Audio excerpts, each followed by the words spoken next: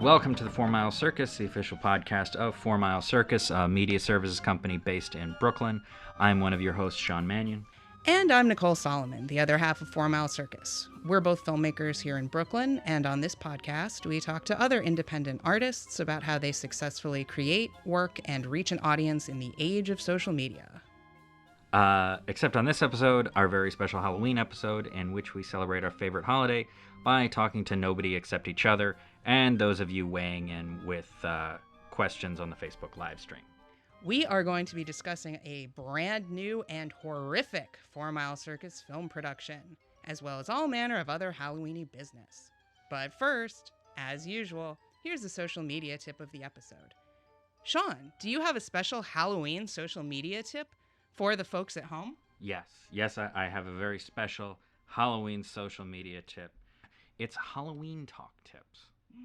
It's so you can appropriately speak to others and probably yourself, for Halloween purposes. Because it's very important to communicate effectively depending on context. You don't talk the same way to your boss as you would to... Exactly.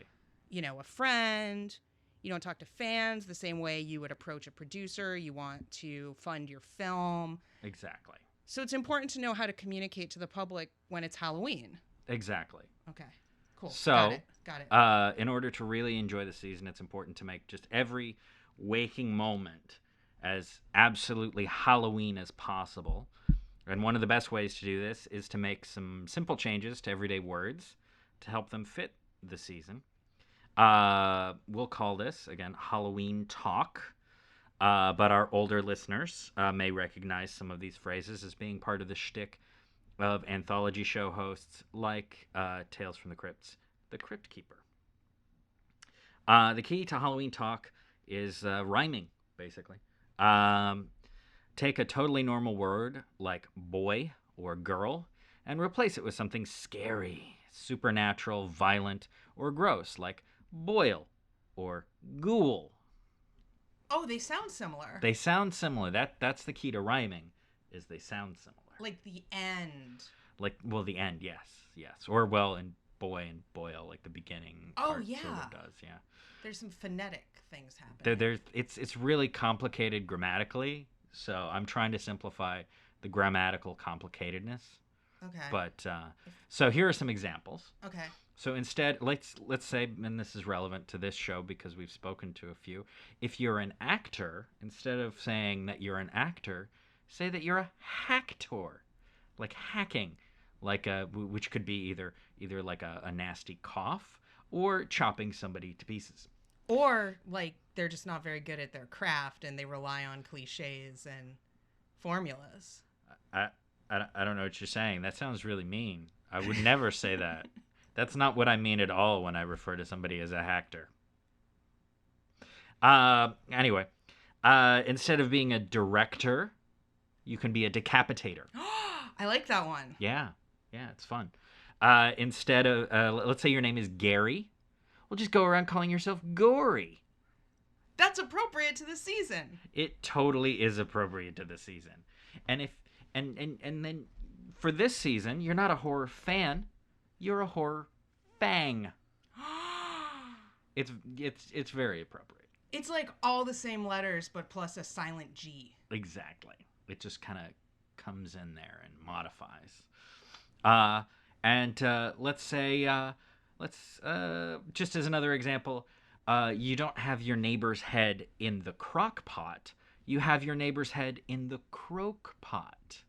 Croak like a reference for, if somebody's croaks if they're dying or something like that. Or a frog's croak as well. Thank you for making that everyday scenario a little bit more morbid. Because if you just had your neighbor's head in the crock pot, that has a friendly kind of Martha Stewart, Better Homes and Gardens vibe. Exactly. I mean, you don't really have to do anything else with it. You just change the words, and it makes it Halloween. You just change the words. You don't have to do anything else. And really, we could go on with this, but I'm not really that great with rhyming or puns, and that's about all I could come up with. But But as you can see, even somebody who's not so great at rhyming and puns was able to come up with at least a few. So it's easy, it's fun. You'll make friends and be more attractive to rotting storytellers who live in crypts that they keep. I'm so happy right now because I'm thinking about the Crypt Keeper. And I think that's always a good thing to be thinking about. I think he's many people's just favorite person who's ever been on TV ever. I think he's this guy's cousin, right? Yeah. That's how we met cousin. this guy? That's how we Boney? met this guy. Boney. But for Halloween, we'll call him Boney. I get it. Yeah, cool. Yeah. And so for people who are listening and not watching the live feed, I mean, what the hell's wrong with you? But for the people who are listening, we have a skull friend here. A skull friend ghost. Yeah, he's sort of a ghost with like some ratty clothing hanging off of him, and we picked it up at a. It was at Film Biz Recycling. That's where it was. It was a Film Biz Recycling. R.I.P. Yes. R.I.P. Film Biz Recycling. So also appropriate because R.I.P. I know. Yeah. Also, his eyes are red, and that makes him an extra scary skull because how many skulls do you know personally who have red eyes? I don't know any others. I don't think. Not personally. Maybe in film and television. I mean, not any personally. Yeah. Like probably on TV. Yeah. But I don't know any. I don't know any red-eyed skulls in person. So. But anyway, I think that was maybe the best social media tip we've ever had. I think that was the best thing we've ever done for this show ever, and we should just quit now. I think it's like we shouldn't even finish the rest of the show. Forget the podcast. We don't need to make any more movies or anything. I think we've made our contribution to society. Absolutely. It's just that. Just those things. Before we get into the rest of what we're going to talk about, we would like to share one of the reviews that we've gotten for the show. If you listen to the show, like if you're hearing this right now, I think you qualify as listening to the show. You're probably listening to the show. Probably, yeah. I mean, not to make assumptions and an ass out of you and me, but, you know, you might be listening to the show. Let's put it that way to be safe. It's a 60-40 chance. Yeah, and so if you are, in fact, listening to the show, you might want to write a review of the show, especially if you're one of those people who like the show as opposed to hating it. So we have a handful of reviews, but I wanted to share this one in particular from Delta Dog 3/7. I think that's the name. Yeah. Anyway, so it says, "Love hearing your podcasts and watching the live streams on Facebook. The information covered always entertains me and educates me. Media moguls like Christina Rea on your podcasts are so insightful for people like me on the other side of your work. I am lucky to be entertained and informed by the work of both of 4 Mile Circus's performers," in quotes, Sean and Nicole. Keep up the great work. He said we do great work. I know, and we didn't even have to pay him to say it. Jeez, thanks, Jeffy Dog. You can be cool like Jeffy Dog and leave us a nice review where you say nice things, like that we're performers. I mean, you can even say mean things. As long as you give us 5 stars, I don't give a shit what you say. Because it does help us. It actually helps us show up in search results more on iTunes, so people who don't know us personally or follow our Facebook page or know about the show, like, can discover the show when they're looking for shows about things like what our show is about. Exactly. Like how to talk like the Crypt Keeper. Yeah. Don't you want other people to learn how to talk like the Crypt Keeper? I do. I do too. I'm not selfish. I don't want to hoard this knowledge. No. And I mean, yes, this is the specific Halloween episode. It is coming out on Halloween, so it may be too late for some people for this year. But Halloween is every year. For some of us, Halloween's kind of every day. I mean, it depends on how the election goes.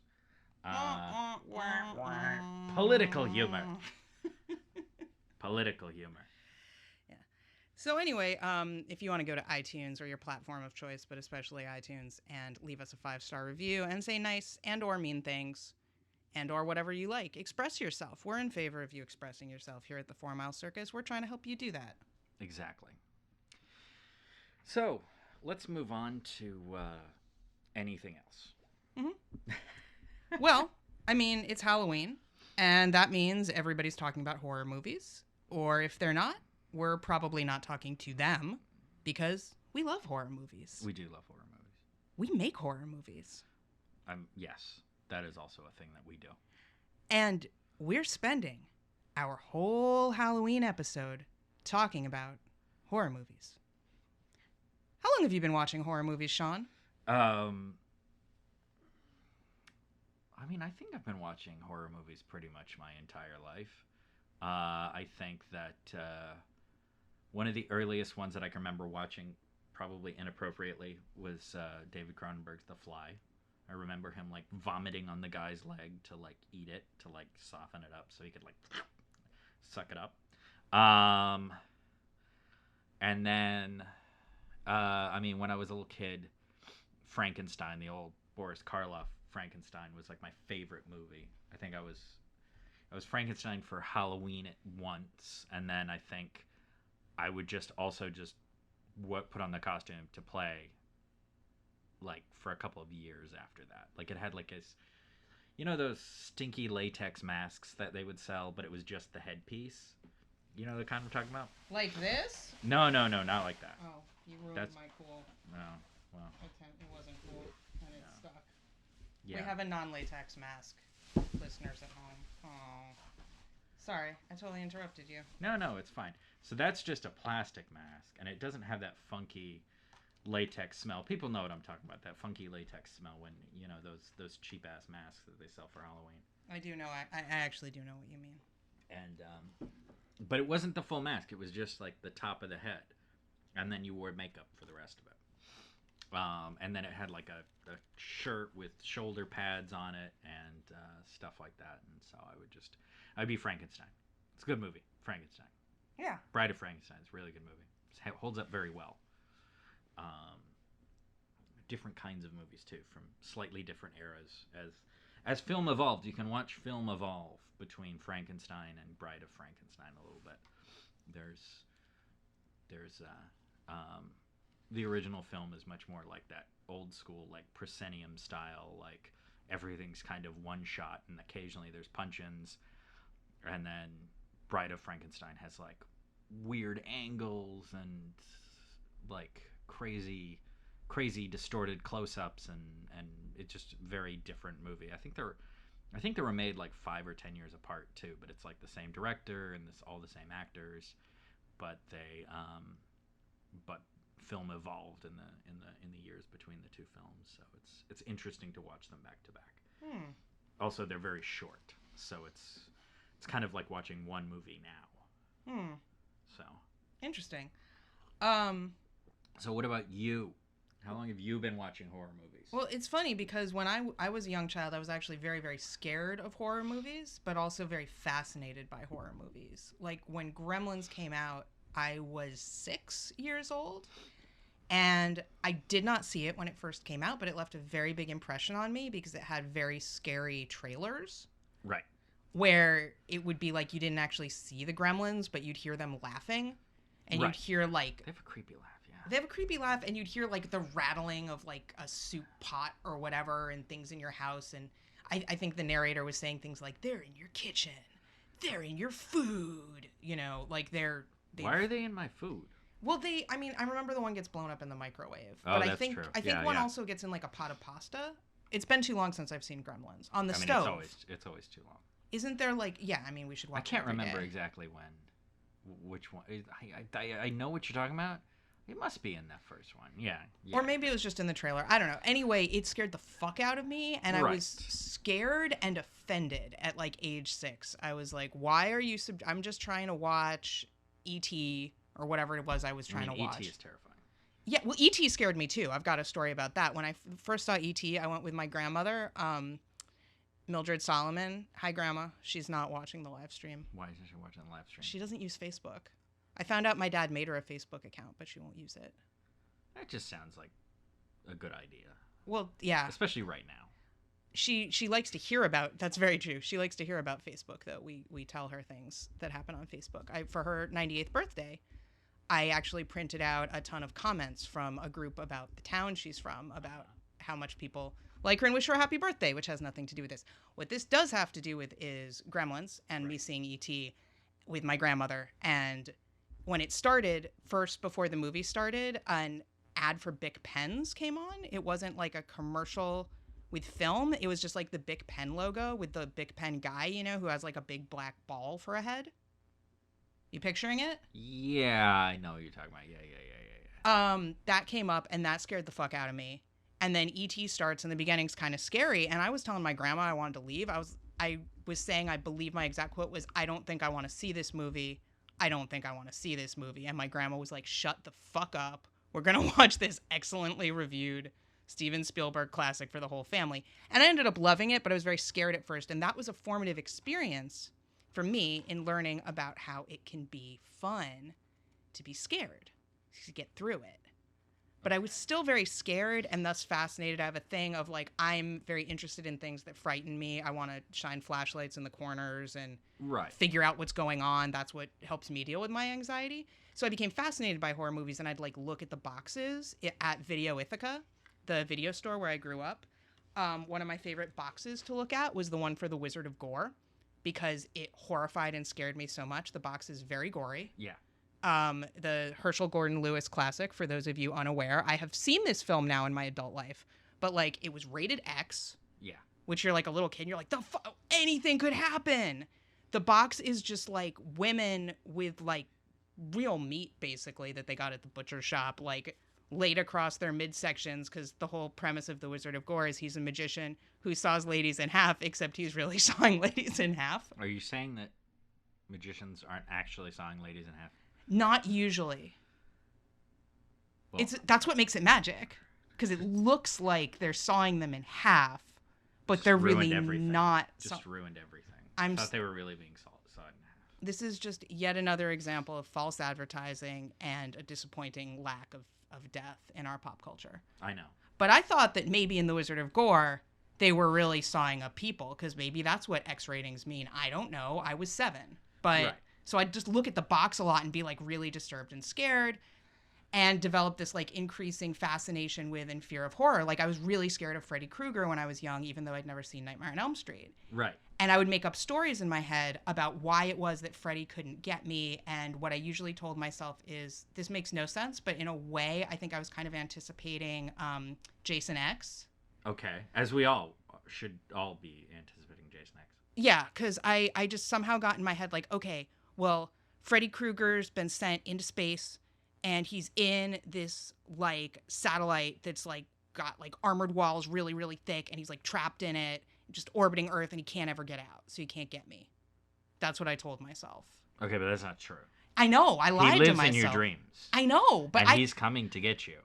Freddy is coming to get you. You. 1, 2. Freddy's gonna get you. Yeah. Not me. I'm fine. No, but I think he's gonna get me. But anyway, so I was. This fascination increased when I was a little older. I started like reading Stephen King books and got really into those. And then the first R-rated horror movie I saw was Pet Sematary when I was like in 6th grade, I think. I'd been kind of building up to that. Like I'd seen Gremlins. I'd seen like the Ghoulies movies. I'd seen Munchies at a sleepover, which is a Gremlins ripoff. Some of you may not remember. I'm aware of it, but I don't think I've seen it.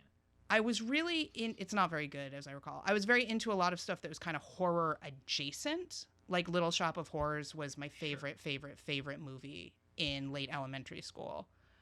And so by the time I actually saw Pet Sematary, I was like, oh, this isn't that scary.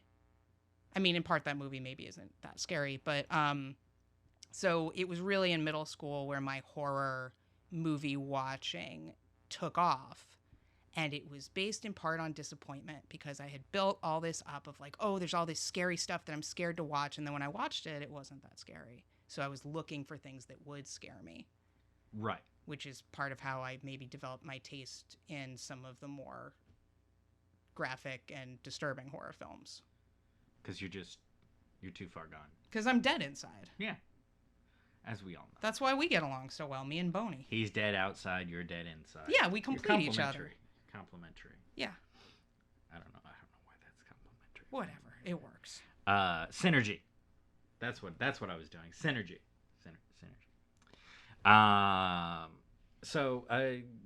But did you see this? There was an article that popped up on my feed last week, I think, from Glamour, some woman who works at Glamour, uh, whose the title of her article was, "Do people actually enjoy watching horror movies?" And she went on about how she really doesn't like them, and she watched The Ring once when she was like 14 with a boyfriend, and it was very upsetting. And there's the fingernail thing, which I totally agree is just so unsettling when they do the fingernail thing where the fingernail like snaps up, like in any movie when they do that. It's ugh.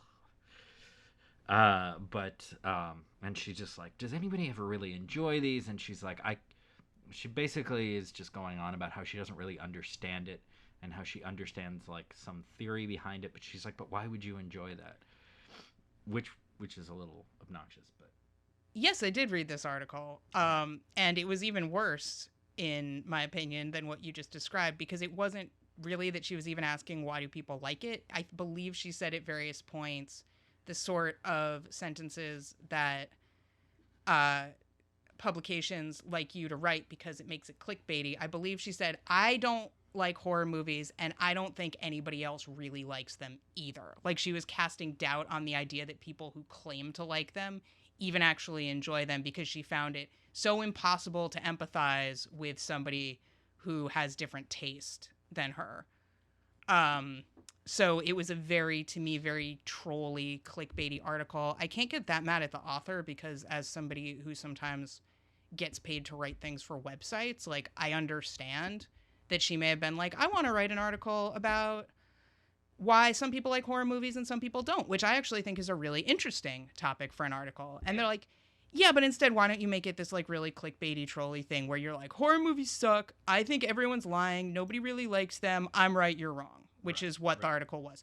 And before we get into this deeper, I do want to point out one thing about that article, which is that her boyfriend is a dick, because she was like, I saw The Ring when I was 14. It traumatized me. It's the only horror movie I've ever seen. It scared me so bad. I'm so scared to watch horror again. And her boyfriend's like, let's watch American Horror Story together. It's not that bad. Okay. I have friends who are, or at least I have one friend who I've talked to about this, who's a like dyed in the wool, like horror fan into like some pretty gruesome, violent, upsetting stuff. And he can't watch American Horror Story because it's just like too freaky for him, because that show, one of the things about it is everything in the world is in that show. Like they just throw everything in a blender. So the odds are that something is going to get to you, some subplot or kind of effect or kind of scare, because it's kind of doing all different kinds of horror all the time. It's not a good show to show somebody who's like, I saw The Ring and it traumatized me and I'm super scared to watch horror again. Don't show them fucking American Horror Story. It's very gory. It's got like all the more upsetting kinds of horror. There's like lots of sexual violence in it. There's lots of like bad stuff happening to children. There's like, it's just, it deals with like people getting institutionalized because they're gay, and like horrific racism and all sorts of things that would be triggering to somebody. It's like, you know, it's the trigger warning show. Why would you show that show to somebody who's interested in like exploring if they might be able to enjoy horror? Show them fucking Gremlins, you know? Yeah, that's a nice, because it's also a Christmas movie, so it rides those lines where you can just pretend like it's a Christmas movie, and then it's a horror movie. Yeah. Or just even like horror comedies, like start with like the shitty scary movies. Yeah. You know, those are like, they'll start by laughing at all the tropes, because that's all it's doing is it's playing with the tropes, and then they can actually watch some of the things and go like, oh, that's not so bad. Yeah, do basically what I did when I was in elementary school, and I was scared of but also fascinated by horror films. Yeah. And watching like Ghoulies and shit. Yeah. Or like House 2 or whatever, you know? Yeah. The Gate. That was one I saw a lot. Oh, it was on yeah, HBO or Cinemax a lot. I watched that recently because it's little Steven Dorff. He's little. Mm-hmm. Little. Because he got shrunk by the gate? No, because he was a child. I don't understand. This is we'll just children are little. Like Boney? No, he's not a child. He's little. but he's not a child. Okay. Anyway, So I'm sorry that the author can't enjoy horror movies. That's fine. It's like I don't enjoy roller coasters because they just scare me in a not a fun way. I've tried, and they scare me. But you know what? I understand why other people like roller coasters because they don't have the exact same physiological response of sheer terror and panic that I have. It's right.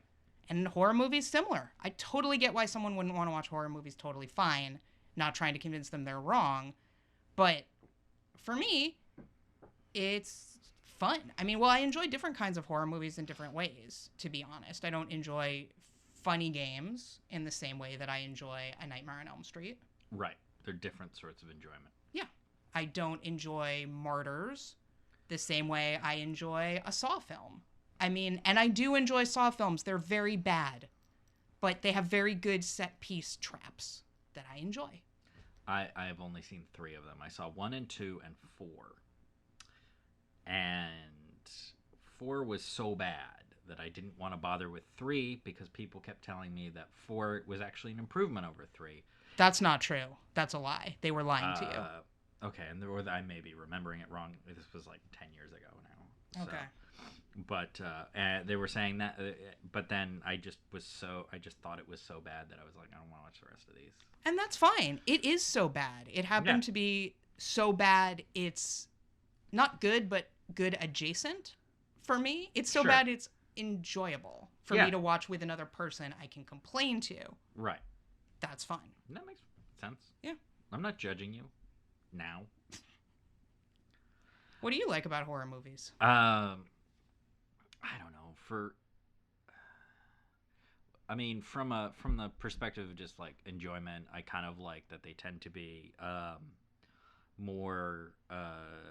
They're a little bit more boundary pushing on than a lot of other movies. Or usually, if somebody's going to make a smart boundary pushing film on some level, it's a little bit of a horror movie.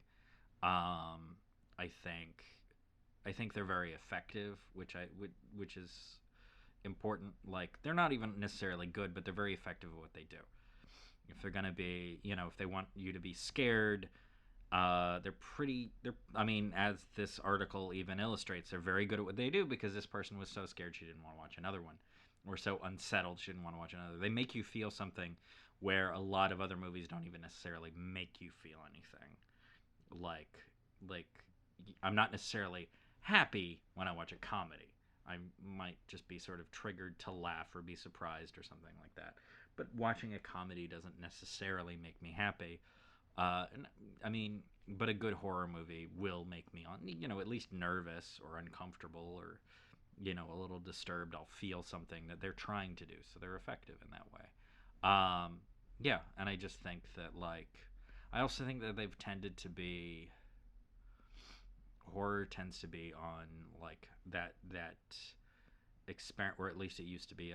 Maybe not as much now, but it's sort of on that experimental edge of film as well. It's like whatever everybody's going to be doing in the next 5 years, horror starts doing, or in the next 10 years, horror has already started doing it, and it's the threshold for because of finance involved with film.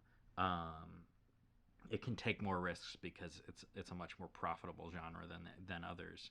So there's a lot more freedom there, and I think that's one of the things I like is we started getting found footage films of all types, and you can even argue that things like those mumblecore movies and stuff like that they're not exactly found footage, but the way that they're shot has that similar aesthetic, and you don't have that without the Blair Witch back in, what was it, 2001, 2000, and other films like that, which sort of made it acceptable and showed that you can do this sort of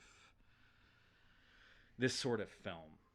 And so I think that's definitely one of the things that I like about it is it's a sort of a predictor of what can or maybe will be done with film, because it gets to live on that fringe of being able to do what you want, basically. There's freedom there, and so I think it's interesting.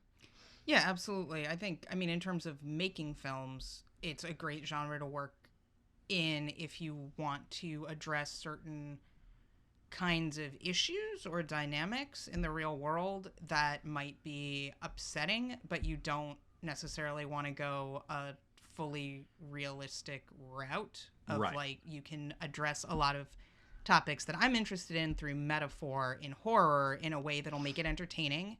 People are more likely to be willing to watch it than Right. like, oh, I'm going to make a movie about um like gender dynamics in the workplace that are upsetting. That doesn't sound like a fun movie. Right. I'm going to make a horror movie where people's heads explode. People are like, oh, that's interesting. But that can be a way to get at stuff through metaphor, and horror, gory, upsetting metaphors tend to work for me in terms of the kinds of things that I want to make movies about. And I enjoy it more, and there are more outlets for it and things like that.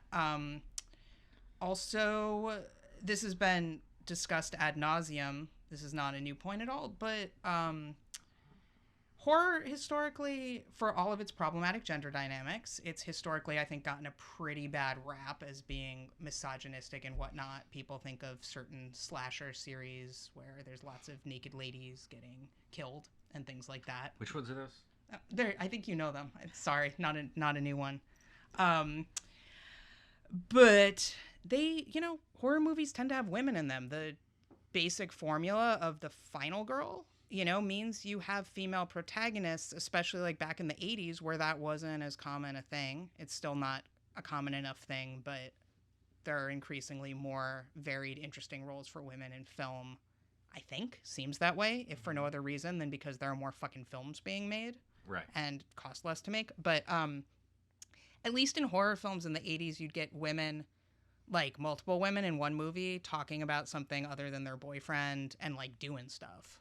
Yeah. And there's something, a thing this article doesn't seem to get is, even though realistically in any of these horror movies, everybody by the end of it who survives would have like extreme PTSD and be like extremely traumatized, and the rest of their life is not going to be so easy, especially with Freddy or Jason or whomever probably just continuing to come back to life even though they've been vanquished at the end of the movie. Right. But they don't know that. The protagonists don't know that at the end of the movie. But there's something very satisfying and empowering about going through this difficult journey with your audience surrogate who does triumph at the end. And generally, final girls tend to be pretty resourceful and smart and capable of, kicking Jason in the face or whatever, which might not, whatever. You know what I'm saying? Like, not just running up the stairs when they should be running out the front door or whatever the cliche is. And that's really nice. Sometimes it feels really good to go through a movie and at the end you're like, oh yeah, I could, kill the Scream killer, whoever it is in this movie, or whichever two people it is in this sequel. You know what I'm saying? Yeah. I want to make a Scream movie where everybody is the guy, but nobody knows that everybody else is also the guy. We could. That's what they find out at the end. It's like, wait, I was. Well, I thought.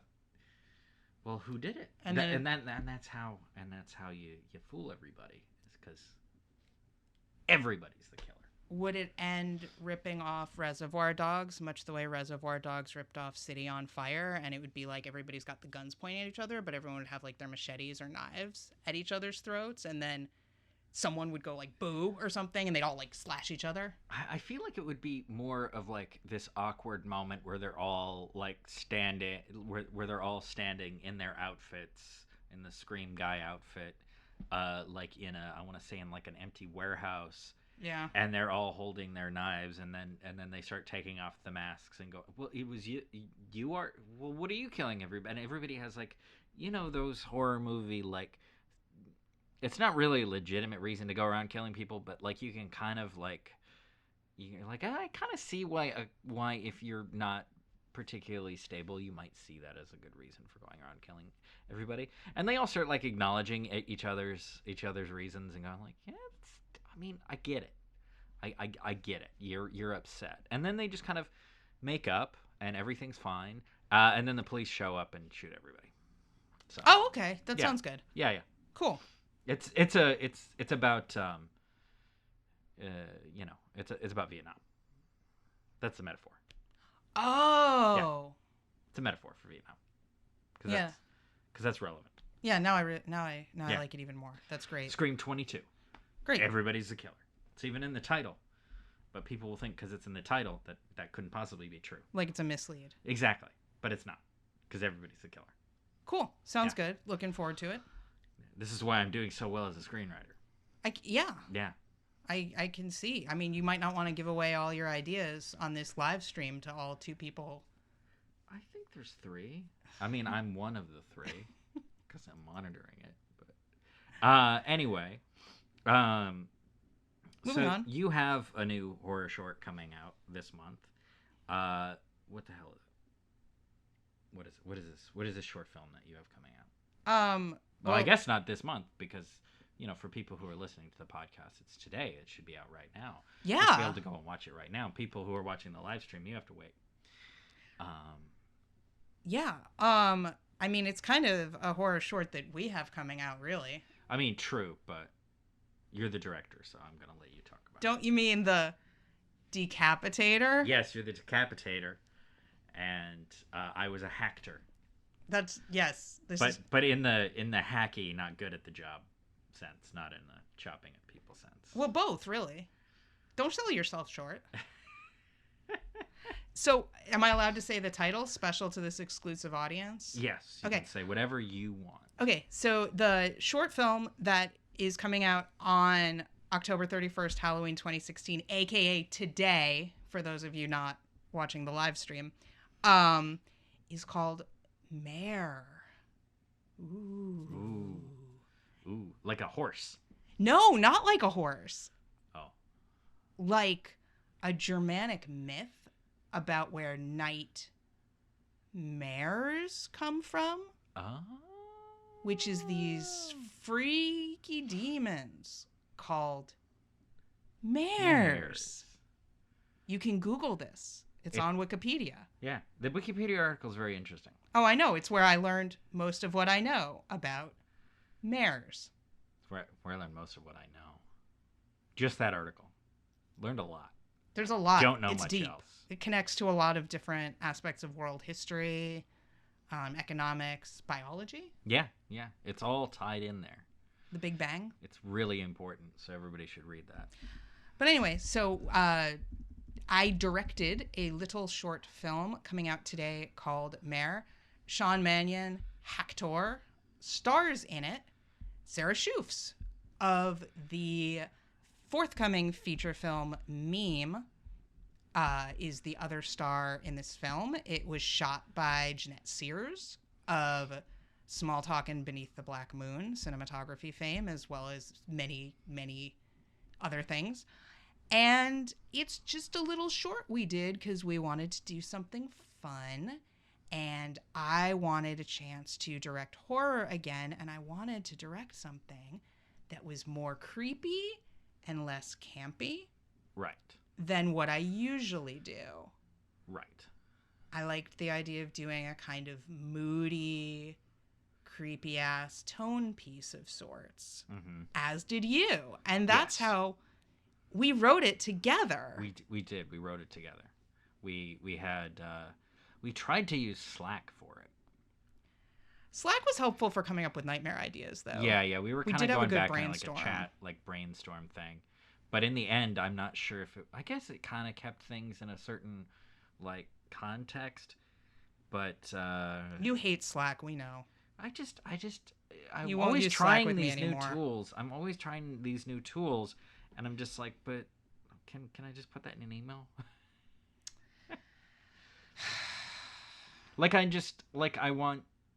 I want to try the new tools, and I want something that'll do like a new thing or whatever fancy thing, but then I just fall back on things that I've always used, like email or Google Docs or something like that. So besides Slack, how else did we make this film? What was our process like in terms of, for instance, the fact that there was no money to make this film? Because we also both produced this film. Yes. Sean and I are both also producers, so this is both of our area. We kind of decided that we didn't really have money. I don't think we decided that. I mean, I think it came and smacked us. in a way, don't we all just kind of decide that we don't have money? I mean, I've been listening to a lot of, assholes lately. But just we didn't have a whole lot of money to spend on it, so we kind of formed it with this idea of like, what can we do inexpensively?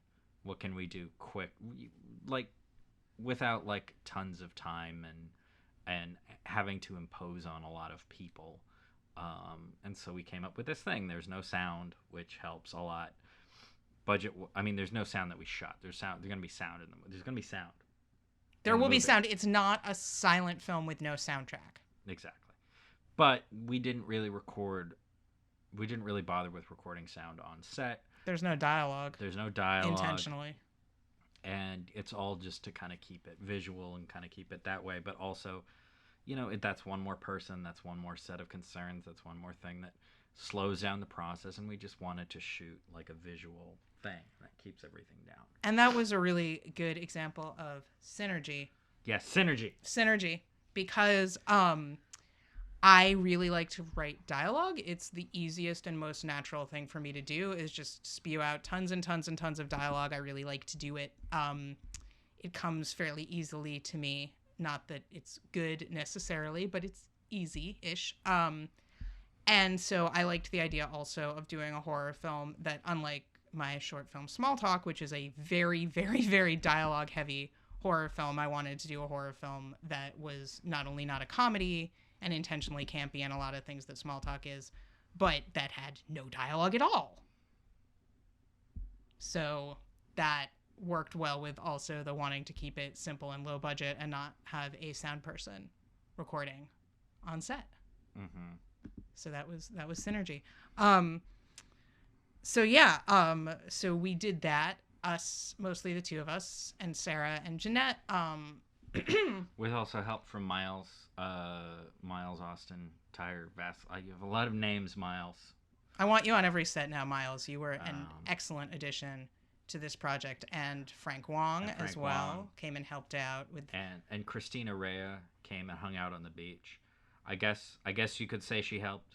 I think she mostly just wanted to hang out on the beach, under her coat, trying to hide from the sun. Because who doesn't want to spend the day hiding from the sun? People who had brought sunblock to the shoot, maybe, who are not us. Yeah, I forgot that. I was very red, and you can see on my Instagram just how red I was at the end of that day. And some of it was because there was blood, but a lot of it was because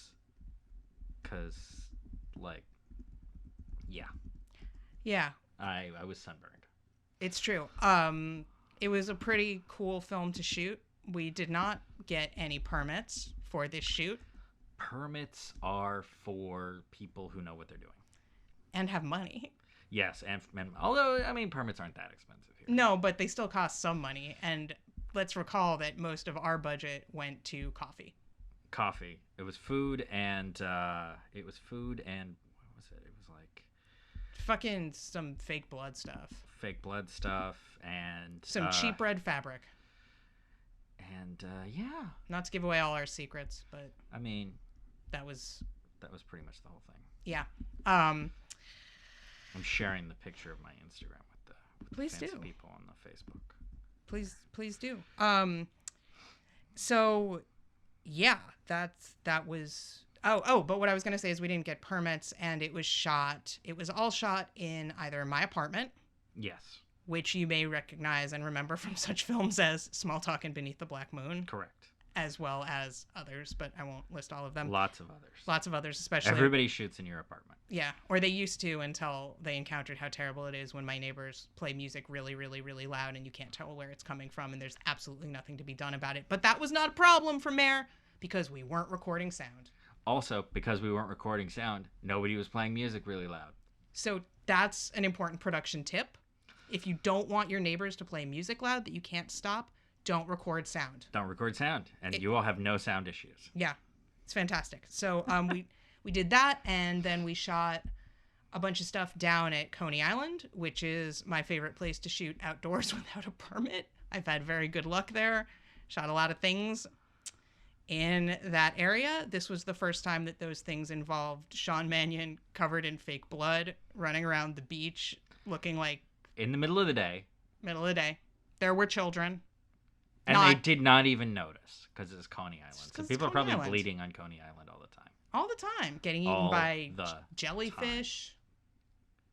Getting cut up by pollution garbage. Yeah, totally. I mean, I kept getting my head caught in pop top rings, things, pop rings. Like the dolphins. dolphins. It was just because I'm a dolphin.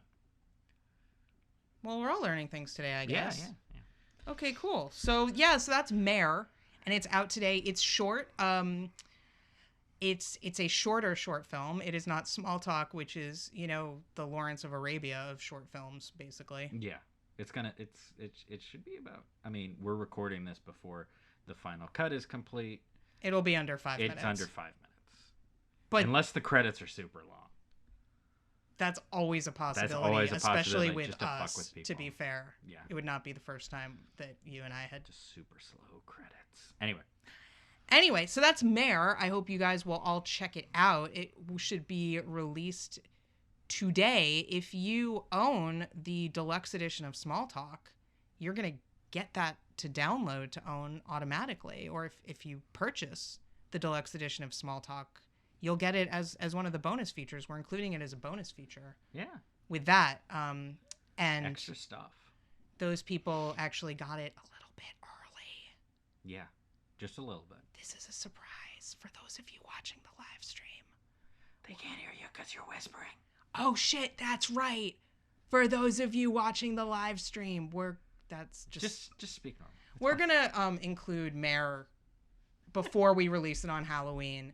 We are going to give it to people who purchase the deluxe edition of Small Talk as a new bonus feature. You get to see it first before anybody else as a thank you, because people who purchase the deluxe edition of Small Talk are awesome and deserve to be thanked and given presents and acknowledgments. No, not everybody deserves presents, but people who purchase my film at the highest price point definitely deserve presents. What is the highest price point? Fucking $4.99. Oh, that's I take it back. That's not the highest price point. The highest price point would be if you bought Small Talk on VHS. Yes. Which we should talk about. Yeah, we should talk about that. But first, should we talk about something else first? We can talk about anything that you want, Nicole. Well, I think I want to talk about the fact that, Sean, you had a horror short you released last year that you directed. I did. I directed a thing last year, and I released it. What was it? It's called Beneath the Black Moon, and if you're on the feed now, there it is. Yes, and this mask here is in it, and it is worn by one Levi Wilson, a fine actor and director, and just friendly cool dude who I've worked with a few times now. But the film is basically it's what it is it's a film within a film.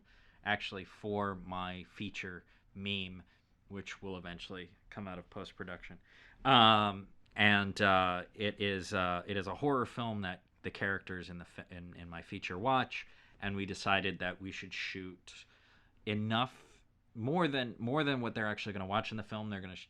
We shot actually a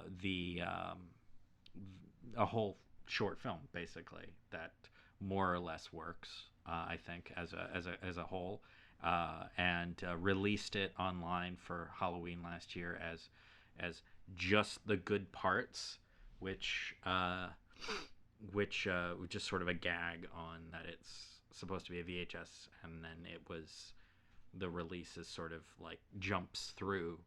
It basically skips over all the boring parts of what would have happened in a normal film and just gets to all the fun parts that tell the story. Because wasn't your conceit that this was a long lost, super low budget horror film that some fan had dubbed their own copy of, maybe when they rented it, but they didn't want to fill up a whole VHS tape with the whole shitty movie, so they only dubbed the good parts? Basically, yeah. That's the idea, and that actually came from uh, I I want to say it was like 5 years ago now. I was I went to uh, a show that my friend around Halloween. Actually, it was probably like the 18th or the 19th of the month. So it was like exactly like a year, like 5 years ago. There was this event called VHS Possessor. I was like, well, that sounds silly. What's that about? And it's this group called Horror Boobs, uh, and um, and they were putting on like a little show and some VHS trading, or selling, which I didn't know was a thing at the time. But they're VHS collectors, and he had a little sort of what's it called, like a mashup that he'd done tape, and he had like a gag that he did where he pretended to be exercising this VHS player, and it kept playing weird things. It would jump around, and then we watched the Turkish version of The Exorcist, where when she's supposed to go through the ECT, the electroconvulsive therapy that happens in the film, she doesn't. Her head is basically in a paint mixer. Like they basically like. Wait, what? It's like a different. The Turkish version of The Exorcist is a different, like, shitty, low-budget version of the movie. But did they shoot like at the same time with the same cast? Is it one of those? No. It's not one of those. Oh, okay. This is like a shitty, unapproved knockoff. Oh, okay. So it's a ripoff of The Exorcist. It's not like an officially. No, it's a ripoff. Yeah. It's not like when it doesn't matter. Continue. It's super low budget and shitty, and it's not like when they did certain movies and they just reshoot it in a different language. This is just shitty. And instead of like being in a hospital, it's like she looks like she's in a crappy bedroom, and her head is in a paint mixer, and it's like. But so anyway, that was there, and then I went to another event of there. I talked to the guy who was running it, and I kind of learned more about like VHS is still a thing with some people, especially horror fans. And I went to one or two more events that they did, and one of them was. They were watching just the good parts of Jaws 3D, which is not very much. And it was basically, they did this thing like I did with Beneath the Black Moon, where they took and they just re-recorded onto a new tape just like the parts that they thought were good, and they played that, but the source tape they used was the 3D version. So it's already degraded because the 3D version is not. It was messed up looking to begin with. All the colors are a little off because it's supposed to be, because you're supposed to be wearing 3D glasses. Well, that doesn't, and it was from an old tape, so that didn't transfer that great over onto this new tape. So it's very messed up looking. All the colors are bleeding all over the place, so the 3D barely works. When we were wearing the glasses, but it was really entertaining, and it was only, I think, like 16 minutes long out of that 2-hour movie. I'm surprised they got 16 minutes out of Jaws 3D, frankly. Yeah, I mean, I think the opening credits took up some time because that was pretty good, but so that was kind of the idea behind like how we released just the good parts of Beneath the Black Moon was just to sort of parrot that, because I really enjoyed that. I thought that was a lot of fun. And also, so I didn't have to make like a whole second horror movie, but I wanted to make enough that it would still be a cogent movie. You can still watch it, and it's entertaining, I think. I think we have some questions. Do we have questions? Who's asking questions? I can't. Roger asking questions? I'm not sure. I can't read from across the room. You can't read from across the room. What do I have you here for? Let's see. To do this. Roger says, "Hey, Roger." Hi, Roger. He's only got a minute. He's saying hello. And he'll be back. Oh, that wasn't a question. No. Oh, and David Jackson, who is the one who went to the Horror Boobs thing. Hi, David Jackson. It was 2011, October 27th, he said. So it wasn't quite 5. It was 5 years ago, but it wasn't quite exactly 5 years ago. But yeah, it was. Yeah, it was Game 6, he says, of the 2011 World Series. Who was playing, David? Who was playing? He'll tell me. Well, so who else was involved in this? Nobody. I did it myself. You and Boney? Yeah, me and Boney. No. You helped produce it and did the practical effects, the gore effects, which people can see, which are very fun. Hey, I also acted in that film. I believe I played witch number 2. Are you credited as witch number 2? I think you are. Something like that. It's on my IMDb. Depends on which version you watch. If you watch it on YouTube, you true. can't actually see you in the shot because it's I'm cropped. It's cropped to 4:3 aspect ratio, but I am restraining Zach. You're restraining Zach alongside Karen Fleisch. Yes, who did an excellent job on the costumes. She did a great job on the costumes. And then it stars Lisa Hammer from the delightful web series Maybe Sunshine. You should all watch that. It's very good. Everybody should watch it. Everybody should watch it like 3 or 4 times and then tell all their friends to watch it. And I helped produce that web series, and her husband, Levi, who wore that red mask, directed the Maybe Sunshine series, and he plays a villain in our movie as well. It also as witches. It stars Aaliyah Janine and Annie Such, or Annie R. Such, I think is what she goes by professionally. Everybody, just a lot of fun. And then Ginny Leese, who was here in our last episode. Yeah, guest of the show, Ginny Leese of comedy duo SJ and Ginny. She was our final girl, sort of. She's not exactly very final. Spoilers. But she's the heroine of the movie. She's fucking great in it. Oh, she she's made delightful. me laugh and laugh and laugh and laugh. She's delightful. And laugh. And laugh. Laughter doesn't stop. The laughter never stops. But yeah, I want to always make horror movies with Ginny Leese in them, in some kind of final girly role. In fact, that's a topic for another day. We have some other projects that are, not happening anytime soon, but give us quite a lot of money and we can make them. David says it was Texas Rangers versus Cardinals. That's boring. Sorry. I'm just saying that was that Game 6 that night when I rediscovered that VHS is still a thing. Well, he's a Cards fan, so. Okay, I'm sorry. That's not boring to you. Just trying to be accurate. So who else was in the movie?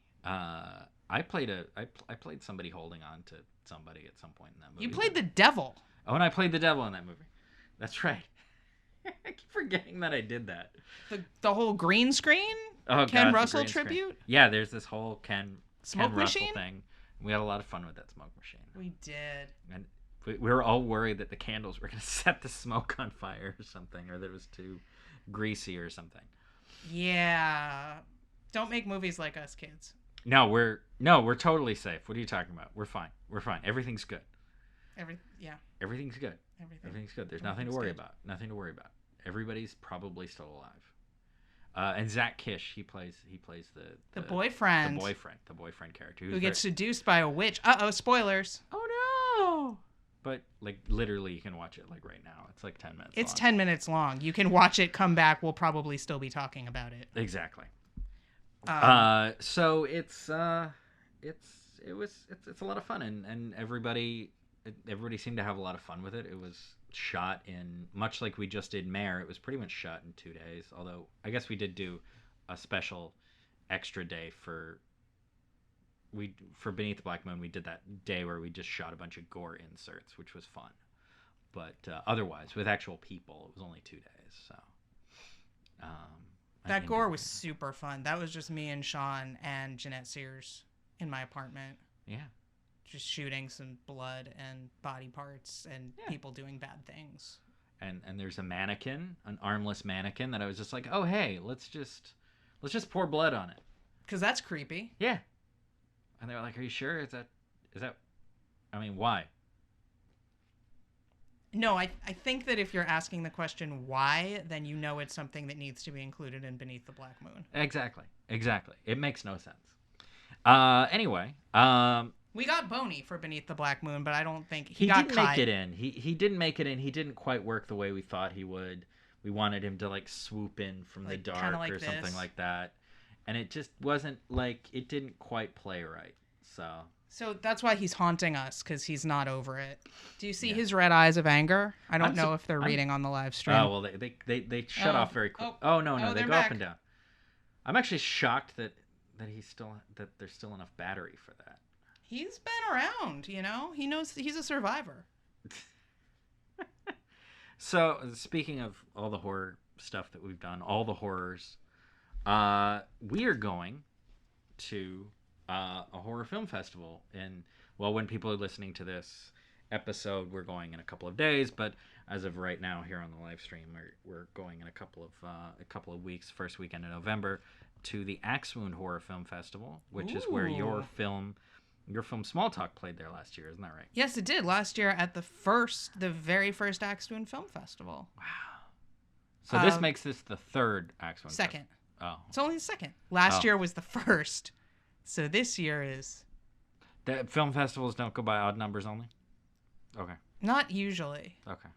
Not this just one. checking. Not this Just one. checking. Because I'm this just one's in Vermont. Okay. Vermont Yeah. uses normal counting. Yeah. But like Arizona would be like just odd numbers. Yeah. Okay. Yeah. Okay. I That think. makes sense. Yeah. So in addition to just Small Talk is out there, and we just talked about how Mare is going to be included for people who bought it ahead of its regular release. You have another special feature that's already out there that you just added for this month for Small Talk. What is it? Well, Sean, there's a new special feature we just added to the Small Talk Deluxe Edition this month for Halloween. That is just me talking, pretty much. So it's what they call a director's commentary. It's a special feature they sometimes put on the DVDs and digital downloads and laser discs. So people can listen to you talk about the DVD of Small Talk. Kind of. It's okay, let me explain. Okay. Basically, it's like if you're like, okay, I kind of want to watch the short horror comedy Small Talk directed by Nicole Solomon, but I'd really like to watch it with the volume down so low that it's really hard to hear what anyone's saying, and somebody talking in my ear about their thoughts about the film, and mostly hear that instead of the actual film. So, okay, and then you got somebody like Roger Ebert or somebody to talk. Well, when we raised him from the dead, he was pretty pissed off. Okay. And he was kind of like, look, I know I have a reputation for being a supporter of up-and-coming directors, but fuck you and fuck your film. Uh-huh. So Roger Ebert didn't want to do the commentary, so I just did it myself. Me and Boney. Okay. So it's a commentary by you. And Boney. And Boney. But Boney can't talk, so you can't hear him. So you can't hear him, but he was there with you the whole time. He was doing this. Oh, yeah. Like, and sometimes really emphatically. Right, for all the parts he liked. Yeah, or like gesturing at things, like making connections. Okay, like... he was helping. Yeah, he was helping. So it's a commentary by you and Boney about the film. And what do you talk about? Like, what are you commenting on? I comment, there's a lot of me commenting on, yeah, everybody wanted me to cut this scene. Everybody wanted me to cut this scene. Everybody wanted me to cut this scene. Here's an edit I made that I don't agree with anymore, and I shouldn't have fucking listened to people. There's a lot of that. Oh, so it's bitter. It's me complaining. It's basically either me complaining about shit or me having a love fest about, like, how great everybody who worked on the film was. Okay. And then also, like, oh, here's some production trivia. Oh, here's who's playing this music and how that came about. This is what the location is and how we got it. Here's a problem we had. Okay. So... if you like that sort of thing, you can have it. For just $5. Less than $5. I mean, yeah, I guess if you were to sort of break out the cost of like all of the individual pieces of that, of the deluxe package for Small Talk, it's probably like 10 cents or something like that. Because there's a lot of stuff in there. There's a hell of a lot of stuff in there. And Yeah. Yeah. There's hell a There's a lot of lot. stuff in You're giving away a lot. there. What the hell? Oh, yeah, I thought you meant about the film. I was like, I didn't give away shit that I'm unhappy with it. I mean, it's a film I made. Obviously, I'm unhappy with aspects of it. Everybody is unhappy with everything. I mean, I think everybody is unhappy with everything I do, at least. I mean, I wasn't going to say anything, but we do have a Facebook group dedicated to that. So, I'm glad you have an outlet. yeah, it's a Facebook group dedicated to complaining about you. Yeah. Yeah. I mean, I'm in it. Like, Oh, yeah, totally. So Totally. Yeah, we invite you to it so you can see everything, but we don't let you post. I mean, I keep trying, though, because I have some complaints about myself that I would like to share. Boney also feels excluded from the group because He doesn't have a Facebook. he doesn't have a Facebook, and when he tries to use mine, when he tries to type, you know, you can't see this at home, but it's basically like that. It's not very effective. Well, now you've ruined everything. I broke the show. Goodbye, everybody. Happy Halloween. Boney and I are going to go get some drinks. Show's not actually over. No, the show is not actually over. So, yeah. So that's a thing. That's a thing. That's a thing. As you may have noticed, Small Talk, Beneath the Black Moon, and Mare all share a lot of the same key players. Jeanette Sears was the cinematographer on all three of these films. Yeah. I did a bunch of shit on all three of these films. Sean did a bunch of shit on Mare and Beneath the Black Moon. And really, when you think about it, like, in some ways, I did everything for Small Talk as well. Yeah, the time travel. Yeah, the time travel. So you set the pieces up so that you could go back. We can't explain this. No, it's very complicated. It's like if you were to take Back to the Future Part 2 and try to explain it through the lens of Star Trek Forward Voyage Home. It's just you can't. There's too much. There's intertwined.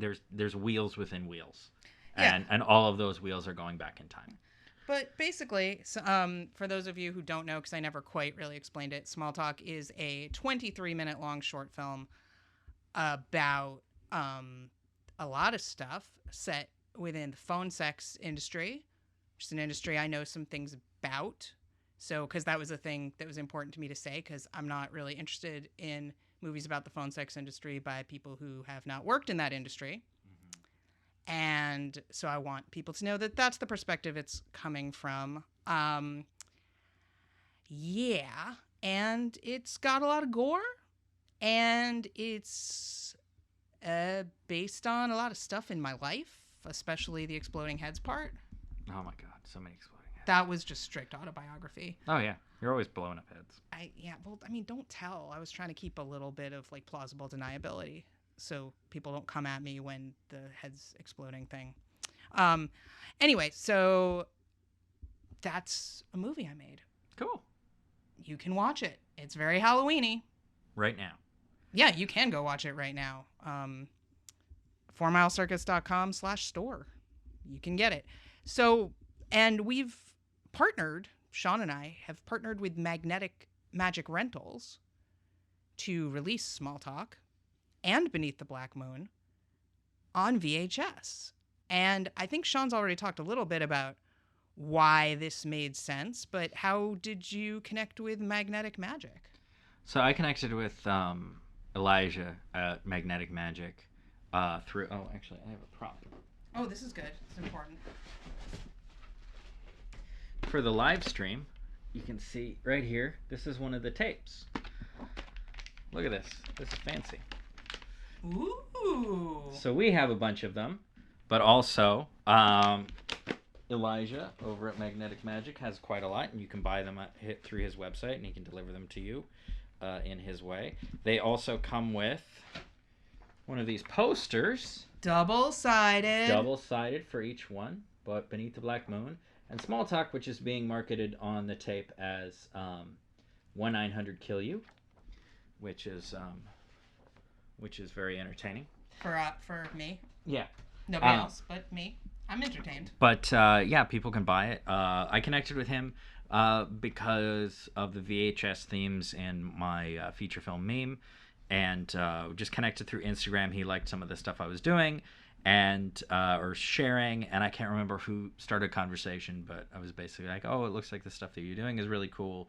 And we were talking about meme, and then when you and I were trying to figure out new ways to market small talk, it occurred to us that, oh, wouldn't it be fun to do VHS release of small talk and Beneath the Black Moon as sort of a double feature thing. And so that's what we did, and he was very excited to do that, and he designed these posters himself. And now people can buy that. Great. Yeah. I mean, on the internet. Yeah, and you buy it, you get the poster, you get some stickers. I think you Yeah, get yeah, some candy, like blood bag of candy, if you buy them from Magnetic Magic Rentals. Magnetic Magic also has a lot of other horror genre-y stuff on VHS. Like they're keeping it alive. Yeah. And doing awesome work. And if you want some fucking cool stuff, you can head over there at the link Sean provided. Stickers. And get some cool stuff for, I think, $15. Gets you... Ours is $15, and I think the rest are mostly that as well. Yeah, but... 20, 15, yeah. And it's $15 for, like, a VHS tape, and for the poster, and for the stickers, and for the blood bag full of candy. And I don't know where else you can get a deal like that anymore. Exactly. Certainly not for VHS. No. You probably can't get VHS at all. So, yeah. We thought the VHS market was kind of appropriate for both films. Small Talk similarly is, like, very, very influenced by, like, B movies and, like, gory, low-budget genre stuff. Mm-hmm. And it seemed like a fun and appropriate... You know, it's the kind of film that if it was a feature and had been made at another time, I would hope would play on USA Up All Night or something. And just doing a VHS double feature of that seemed appropriate as well. Yeah. So I guess we should wrap up. Yeah, we just talked about our stuff for a long ass time. Oh my god. So long. Boney is so tired. So tired. Look, he's not floating with as much vim and vigor as he was earlier. He's a little frail. Yeah. I'm just posting our question for our game to the Facebook, and everybody can. Can Boney come to Axewound with us? No. Not enough room in the car? No. But I mean, he's not well trained for the car. He's always floating around and haunting people. Oh my god. We're going to get into an accident and die. He has all these tendrils of his wardrobe that have rotted and decayed since his death, and it gets on you, and it ruins the whole thing. The cobwebs and maggots. Yeah, it's gross. So let's not even. So just to wrap up, what is the scariest horror movie that you've ever seen? Me? Yeah, you. And you as well at home. What's the scariest horror movie you've ever seen? Other than the new short film classic Mare? Yeah. I mean, because that's the scariest horror film I've ever seen. Well, I don't think you can really go with your own film right now. Oh, so you make the rules now? Yeah, I make the rules. Boney and I feel differently. Boney and I are going to start our own podcast. Oh, he's my friend. Oh, there you go. Yeah, thanks. What do you? My favorite. I'm going to say that the scariest horror movie that I've ever seen that I can think of right now is one I saw very, very recently. It is called Green Room, and it is about Nazis. And that's how I learned that if you want to scare the fuck out of me, have a horror movie with a somewhat plausible premise, and the bad guys are neo-Nazi skinheads, because it's about a Jeremy Saulnier who did Blue Ruin. Did you see Blue Ruin, Sean? I haven't seen that. It's good. You should watch it. I don't see good movies. Okay, well, maybe Jess would like to watch Blue Ruin. I recommend it. It's good. And Green Room is a movie about, like, a punk band that ends up playing a, like, skinhead club because they're in a tough place with money. They had, like, a show kind of get fucked up, and the guy's like, oh, I'll get you another gig, blah, blah, blah. And it's one of those scenarios where they don't quite realize how Nazi it's going to be until they're there, and they kind of try to rationalize it or whatever, and then they realize they're in this situation they don't want to be in. And then things go even more awry, and then it turns into punk band trying to kill Nazis and not get killed by Nazis, which is a scenario that's a little. I've been in punk bands, like as in bands that existed for one song recorded in a friend's basement. I've never really been in a band, but I've been near bands a lot and been to a lot of punk rock shows, and that used to be a big part of my life. So this all hit pretty close to home for me, and Patrick Stewart plays the head Nazi, and it was scary as fuck. I was so scared I couldn't sleep afterwards. I was thinking about it all the next day. That never happens to me with horror movies.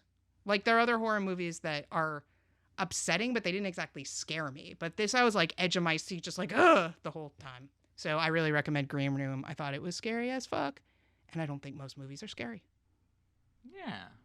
I've been having a hard time coming up with the scariest horror movie I've seen, just because it's, you get a little. If I were to go on ones that made me anxious while I was watching them, and just I had a hard time sort of sticking through, not even sticking through, but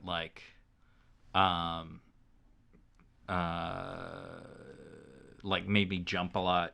I have ghost movies tend to get me a lot, and specifically the lady, was it the Lady in Black, the Daniel Radcliffe one. Really? Yeah. Did you see that? The Woman in Black, I think. No, but I thought nobody was scared of that movie. I think nobody saw that movie. Is this why you don't like Boney? Because he kind of looks like the Woman in Black from that movie? No. It's one of those movies where, like, Woman in Black, yeah.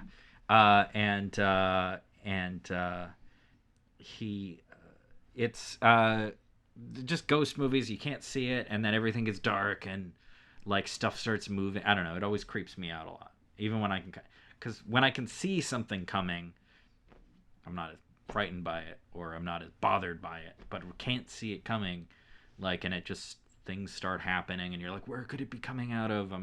That's when I start getting anxious and I jump a lot and stuff.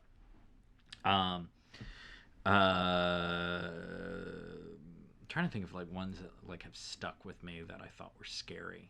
Well, that reminds me of It Follows, which didn't exactly scare me that much, but did get to me in that way of something's coming, and it gets into that nightmare, almost you're unconscious, the way your brain works of just anticipating something coming at all times. Right. Do you have nightmares like that? I have nightmares like that, where there's some sort of monster or other seemingly unstoppable force that's coming, and you can run away from it and hide somewhere, but you know that it's gonna come there eventually. And so It Follows took me to that kind of nightmare place, and that was a thing that I really appreciated about that film, and why that film also scared me a bit more than most horror films do.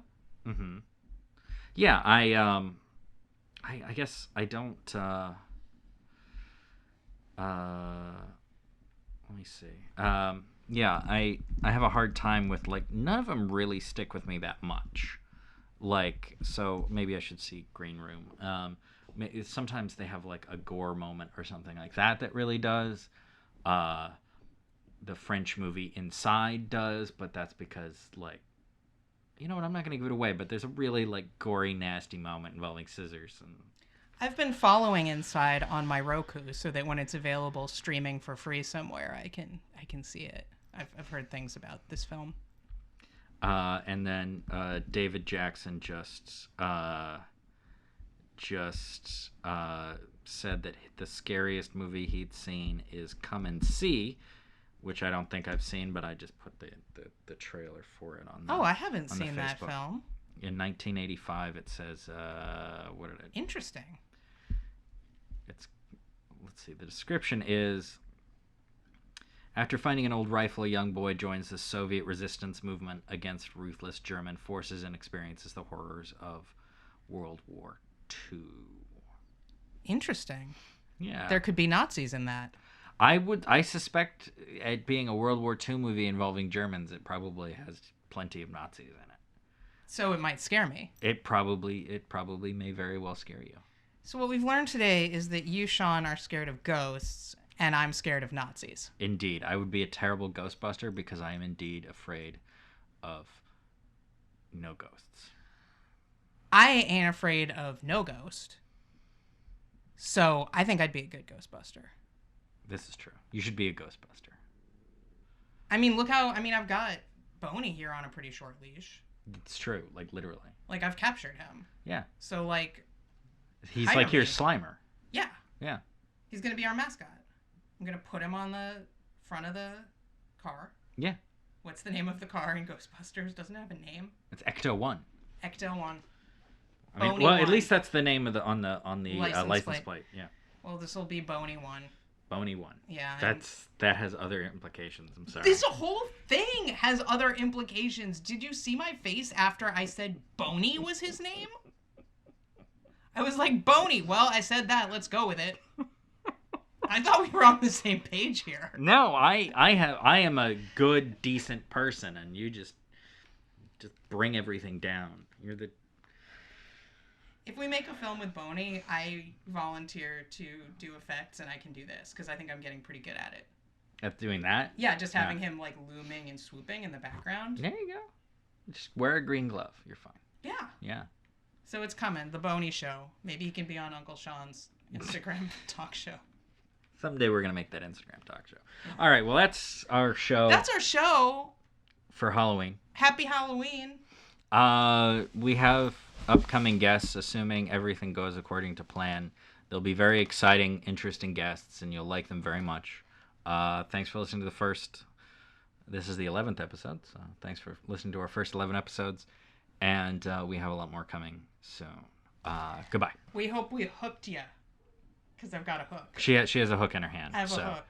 So if you're listening, it doesn't make any sense. But it does now because we explained it. Happy Halloween, everybody. Goodbye. If you like what you heard, please subscribe on iTunes and leave us a 5-star review. It really helps us get the word out on the show. For more about 4 Mile Circus productions and services, please visit us at 4milecircus.com, or you can find us on Twitter, Facebook, and Instagram as 4 Mile Circus. You can purchase the Small Talk and Beneath the Black Moon VHS double feature at Magnetic Magic Rentals. Buy the deluxe edition of Small Talk, jam-packed with special features, including a new director's commentary at 4milecircus.com/store, and watch Nicole's latest short film, Mare, streaming free on our YouTube channel.